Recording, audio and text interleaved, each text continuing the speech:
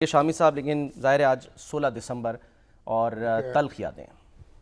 जो इंडिया है, जो भारत जो है, उसने तो कोई सबक नहीं सीखा।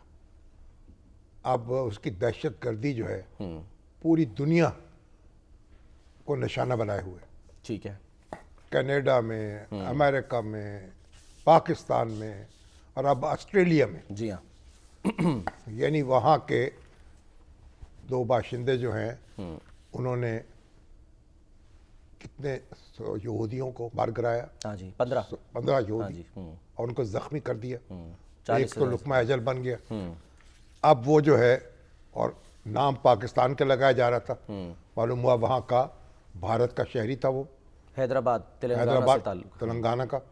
और वहाँ से ऑस्ट्रेलिया आया और फिर 28 साल से ऑस्ट्रेलिया में मुकीम था और 2-3 बार उसका जाना भी इंडिया में हुआ। ट्रैवल हिस्ट्री उसकी है, फिलिपाइन भी वो पहुंचा।